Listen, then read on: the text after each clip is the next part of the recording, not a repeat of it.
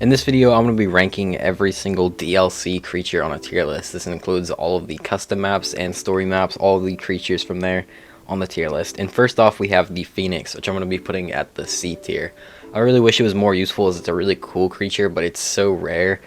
And it's kind of difficult to tame. You can only really get it late game, and by the time you get it, you already have way more useful creatures like Wyverns and stuff, so I don't really find it to be that useful. And then we have the Basilisk, which is one that I don't really use much. I should also mention I am a PvE player, so PvP creatures aren't really that useful to me. But the Basilisk, I don't really have much of a use for it, but it still is pretty decent. It is really strong, so I'll put it in the B tier. And then we have the Ravager, which is a really great early game tame. It's really good for travel, and it can climb on zip lines and basically like zip down them, which is really useful on Aberration, considering those are all over the place, and it's pretty much the only way to get across these big gaps on Aberration. So they're definitely pretty useful. Next we have the Tropio Nathis, which is going to be in the A tier. This one is definitely pretty good. It's got the jetpack saddle that can boost, which means you can go really fast, as well as it's got a turret on the saddle too that you can shoot grenades with, so it could be pretty good for killing stuff. But it's mainly a really great travel mount because you can go so fast with it. You can't really go that fast with any other creature in the game. And after that we have the featherlight, or the pretty much a light pet. I'm going to put all of the light pets in B tier, so all for the same reason. They are pretty good, and you basically essential on Aberration, but they're not essential on any other map. But of course they're really good on Aberration for keeping things like Reapers and Nameless at bay, so they're going to be at B tier. Next up we have the gasbags, which I'm going to be putting in the A tier. This one's actually surprisingly pretty useful for how weird of a creature it is. It can fly around with the gas that comes out of its bottom area, but it also has a ton of weight. It's got one of the highest weights in the game, which is why it's so useful. It can carry so many resources. And then we have the Enforcer, which is like a kind of earlier game tame on Extinction. You can like teleport around with it and climb walls. It's pretty cool. And then we have the Desmodus from Fjordur. This one's going to be an S tier. It's a really great flyer. It's really fast. It can dive around and stuff, but it can also like get blood packs from things as well. And then it can make the Sanguine Elixirs, which basically instantly gives whatever you're taming 30% taming. And it's the only creature that can make these. And then we have the Magma Swur, which is going to be in the S tier. This is like the best metal gatherer in the entire game.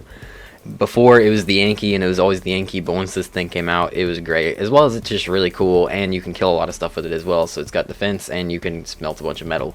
And then we have the Deinonychus, which I'm going to put at the top of A. It's close to S, but I don't use it a ton. But I will admit it is really good because it's a great caving creature. It can do a bleed attack when you jump on things, including bosses, which makes it actually a great boss fighting creature. And I have used them for the bosses, and it's really good. So this one's going to be an A tier. Next we have the Roll Rat. This one's pretty much essential for getting wood on Aberration, but on any other map there's a lot better wood gatherers, so I'm just going to keep this one in the B tier area. But getting wood is still pretty useful. And then we have the Ferox, which I'm actually going to put in the C tier. Probably going to get a bunch of hate for this one. I just don't really have a use for it. Having to like feed it element and throw it off my shoulder every time I want to use it. And it being not the strongest creature in the game for all the work you have to put in to tame it. I don't know, it's just not that good. But then we have the Mwing, which is going to be in S tier. This one is like the best travel mount in the entire game. You can travel like at the speed of sound, but it also has the imprinting stuff it can do. And it can carry babies as well. Yeah, this one's got so many useful abilities that it's definitely going in the S tier. And then we have the Nogin, which I'm also going to put in C tier. I don't know if this one's good for PvP, but on PvE I don't really have a use for it at all. And it basically is just really hard to tame, and I don't use it for anything. And then we have the Lymantria, which is also going to go in the C tier. I know a lot of people use this one for going in the Wyvern Trench, which could be a reason it goes higher, but I don't really use these guys for going in the Wyvern Trench. I kind of just like more of an early game, just to get around areas, but they don't really have much stamina or anything, so this one's just stick in the C tier. Next up we have the Snowa, which is easily going to be an S tier for me. It's a great, really fast travel mount with a bunch of weight, a bunch of stamina. It can dive, which is a great use for flyers, making them really fast, as well as it can heal all your dinos if you get out of a boss fight or something, and you could heal them up really quickly. And then we have the Carino, which is going to go in the A tier. This one's great for Aberration, and I usually like using it to go get rock drake eggs, which is very useful. It has a huge jump it can do. It can also pick up creatures. It can pick up 2 creatures, which on Aberration is also super useful, being able to pick up multiple creatures. And then we have the Mantis, which is going to go in the top of the A tier. This one's absolutely great. On Scorched Earth, it can kill a lot of stuff. You can put swords in its hand and make it super powerful, or you could put like things to harvest resources in its hand, and you can harvest a bunch of different resources with it. So this one's going to be in the A. Then we have the Thorny Dragon, which is going to be a B tier. It's pretty much the same story as the Roll Rat. It's the only wood gatherer on Scorched Earth. And for that map specifically, it's essential, but any other map, the other wood gatherers are a lot better than the Thorny Dragon. So it's just going to stay in the B tier.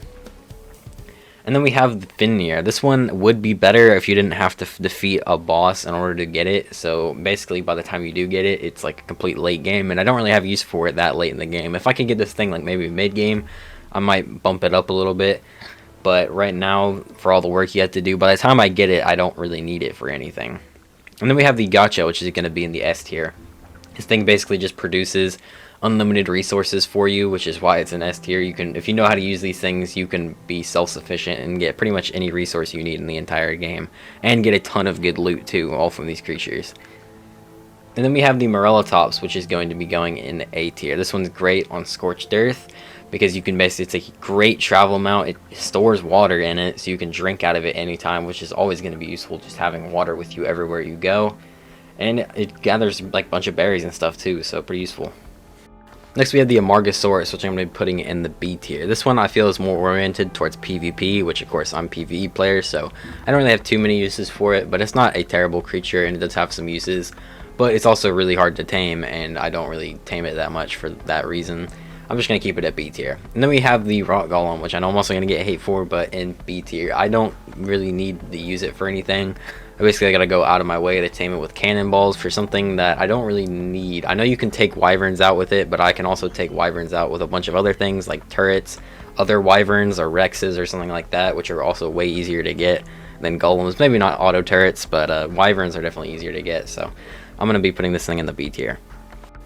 And then we have the Reaper, which is going to be going in the S tier. This thing is absolutely great. It's a killing machine. You can pretty much kill anything you need to with it. It's got a bunch of different abilities, like the tail attack or being able to shoot poison out of its tail. It can jump super high, and it's great for mobility. So this one is going to be in S tier. It's absolutely great. And after that, we have the Vulture, which I'm going to put at D tier. People get really mad when I rank this thing, but honestly, it doesn't really have that much uses. Compared to everything on this list either, I wouldn't rank it higher than anything else on this list. So I'm going to put it at D tier. And then we have the Dinopithecus, which I'm also going to put at the B tier. This one is pretty good. It's great for travel as it can run really fast, jump really high, and it does some decent damage, but I'm just going to be putting it at the B tier. I don't think it's as good as some of the A tier creatures on the list. Next up, we have the Megachalon. This one's going to be at the B tier. It's a really cool concept. Basically, you can build a giant base on the back of it, and it's got bubble columns that like go up. But I don't really have too much use for it, and it's also extremely hard to tame. But then we have the Astro Deletus, which is going to be the S tier. This one is a really great PvP one, but like I said, I'm not a PvP player, but mainly for PvE as well. It's really fast. It's one of the fastest creatures in the game because you can use the jet ability to just go insanely fast and get around the map, which is why I have it so high. It's great for PvE and mobility, just getting around the map, and it's one of the best creatures in the game for it now, so it's going to be S tier. And then we have the Gerbo, which is going to be B tier. This one's pretty much essential on Scorched Earth, but not essential on any other map, just so you can get the weather events and stuff. But it is a really cool shoulder pet, and the weather ability is really nice, being able to tell you when weather events are coming up. And then we have the Uchis, a new creature, and it's going to be in the A tier. This one is pretty cool. Basically, you can like swim in the sand with it, sink stuff in the sand. It's really strong, and it can also gather a ton of flint, which I like, so I can get a bunch of flint really easily with this thing. Next up, we have the Astro Deletus. This one is a bed giant space whale, and it's an extremely late game. It only takes a tech saddle, and I feel like for all that work, it's not insanely useful on PvE anyway. I don't really have much I can do with it, so it's going to be just in the B tier. Then we also have the brand new Oasis Swur. I'm going to be putting this one at A tier, very top of A tier. It's got a bunch of abilities that are pretty useful, like being able to bring stuff back to life and making resources for you. And then being able to like fertilize your crops too, but it is really slow and it's not really like insanely useful. Like I wouldn't put it in the S tier compared to everything else. But then we have the Crystal Wyverns. This one is very top of A tier, honestly like on the edge of S tier. But they're basically just smaller wyverns that are faster and have some pretty cool abilities as well.